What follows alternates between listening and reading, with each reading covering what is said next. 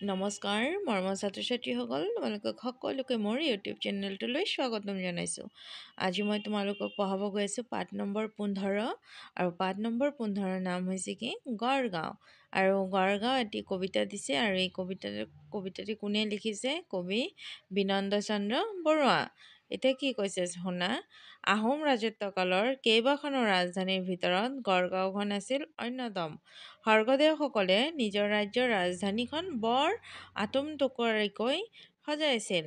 গড়গাঁৱৰ অতীতত কীৰ্তি লৈ ৰচিত এই কবিতাটি আমি অতীতৰ গৌৰৱময় ঐতিহ্যৰ কথাও জানিব পাৰিম।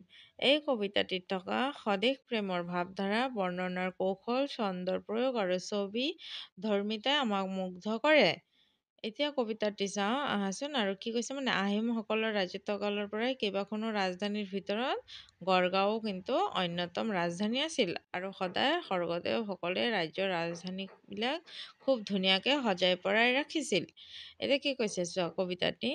গড়গাঁও গড়গাঁও কথা শুনি তল যাওঁ, বাট দেখি পিছলে যে পাব, দিখৌৰ সোঁতত যোৱা, ভটিয়ানী বল পোৱা, উভতিব খোজে মাৰ নাও, ওচৰতে দেখি গড়গাঁও, ওলট পালট দেশ, কথাৰে নহয় শেষ, কটাৰীৰো দাবে তাৰ কাটে, বাঘ গৰু হালে হালে, একে ঘাটে পানী খালে, নগৰৰ দেও লগা ঘাটে, দেও তাতে ফুৰে হাতে বাটে, বিদেশীৰ চকু থিৰ স্বদেশীৰ উখহিৰ, দেও লগা মানুহৰ দেশ, উজুতিত ভাগে দাঁত, উৰালত সৰে মাত, আহা যোৱা নাই তাত শেষ, জনে জনে ভিন ভিন বেশ, সকলোৰে আছে কাম, নোহোৱাৰ নাই নাম, কাপুৰুষে সদা পায় লাজ, নাই দিন নাই ৰাতি, নাই পানী নাই মাটি, আদেশ মাথোন হয় সাজ, ইচ্ছা যেনে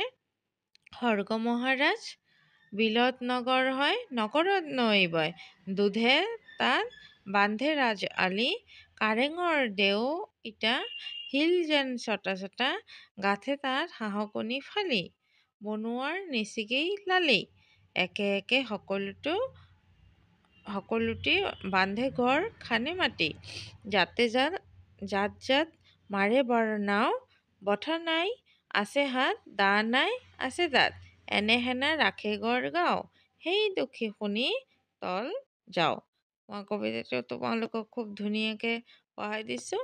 ইয়াত গড়গাঁও সম্বন্ধে খুব ধুনীয়াকৈ তোমালোকক বৰ্ণনা কৰিছে, বুজিছা? যে কৈছে গড়গাঁও গড়গাঁও কথা শুনি আমি তল যাওঁ, বাট দেখি পিছল যে পাবা, দিখৌৰ সোঁতত যোৱা, ভটিয়ানী বল পাওঁ, উভতি খোজ মাৰে নাও, চব নদী দিখৌ নৈৰ বৰ্ণনা কৰিছে, ভটিয়ানী বৰ্ণনা কৰিছে। তাৰপিছত গড়গাঁৱৰ যে দেৱালসমূহ আৰু ইয়াত কৈছে বিদেশীৰ চকুথিৰ স্বদেশীৰ আৰু বিদেশী মানুহে কিন্তু সদায় আমাৰ এই কীৰ্তিসমূহ চাই মানে বহুত ভাল পায় আৰু তেওঁলোকে কিন্তু আহি আচৰিত হৈ যায় যে আমাৰ অসমতো ইমান ধুনীয়া ধুনীয়া কীৰ্তিচিহ্ন স্বৰ্গদেউ ৰজা মহাৰজাসকলৰ কাহিনী আছে। আৰু এইবিলাক কাৰণে কিন্তু আমাৰ মাথাটো বা আমাৰ শিৰ মানে হৈছে আমাৰ মূৰ কিন্তু সদায় এওঁলোকৰ ওচৰত কি হয় ওখ হৈ থাকে। আমাৰ দেশৰ মানুহৰ মূৰবিলাক সদায় এওঁলোকৰ ওচৰত বহুত ওখ হৈ থাকে, কাৰণ আমাৰ দেশত বিভিন্ন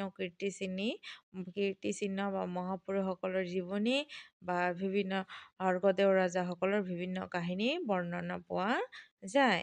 এইবিলাকেই দিছে আৰু ধুনীয়াকৈ মই তোমালোকক কবিতাটো পঢ়াই দিছোঁ।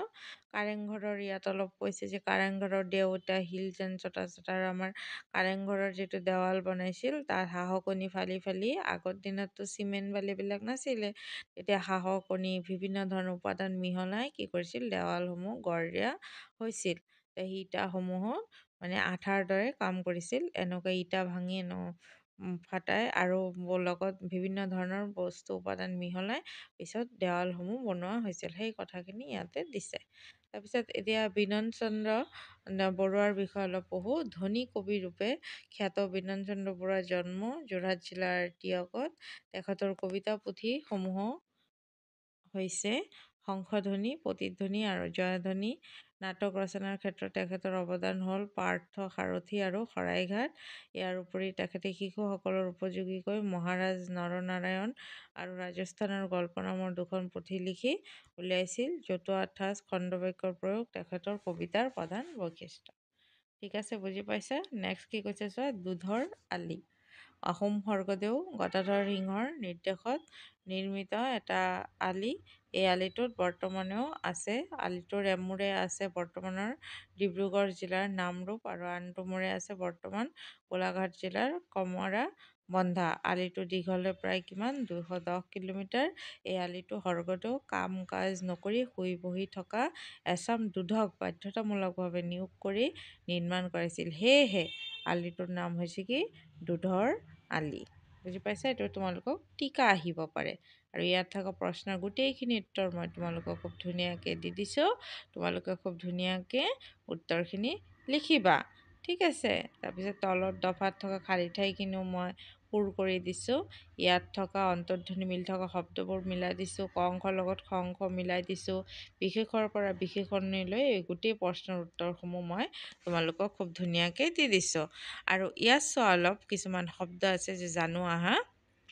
সাজ, আকৌ সাজ শুনাত উচ্চাৰণ কৰাত একেই, কিন্তু অৰ্থবিলাক বেলেগ বেলেগ। চোৱা, সাজ মানে নিৰ্মাণ কৰা, সাজ মানে পোচাক। আকৌ যিটো চন্দ্ৰবিন্দু আছে তাত মানে হৈছে সাজ মানে কি, গধূলি। সাজ মানে বাচন। আকৌ গড় মানে নাকৰ ওপৰত খৰ্গ থকা জন্তু, চন্দ্ৰবিন্দু থকাটো। আকৌ এনে গড় হৈছে শত্ৰুক বাধা দিবলৈ সজা ওখ বা দীঘল বেৰ। আকৌ গড় হৈছে কি, আবাদ খেতি নকৰা বা পতিত মাটি। আকৌ গড় আৰু এটা অৰ্থ আছে কি, একে জাতীয় একাধিক সংখ্যাৰ সমষ্টিক শাৰী সংখ্যাৰে হৰণ কৰি পোৱা ফল, সেইটোও হৈছে কি গড়। ঠিক আছে? ঠিক তেনেকুৱা তোমালোকক তলত কিছুমান শব্দ দি দিছে যে বাৰ আৰু বাৰ উচ্চাৰণ কৰোঁতে এক, কিন্তু দুয়োটাৰ অৰ্থ বেলেগ বেলেগ। এইসমূহ দি বাক্য ৰচনা কৰিব লাগে। তো মই ধুনীয়াকৈ তোমালোকক এইসমূহ দিও বাক্য ৰচনা কৰি দিছোঁ। ঠিক আছে?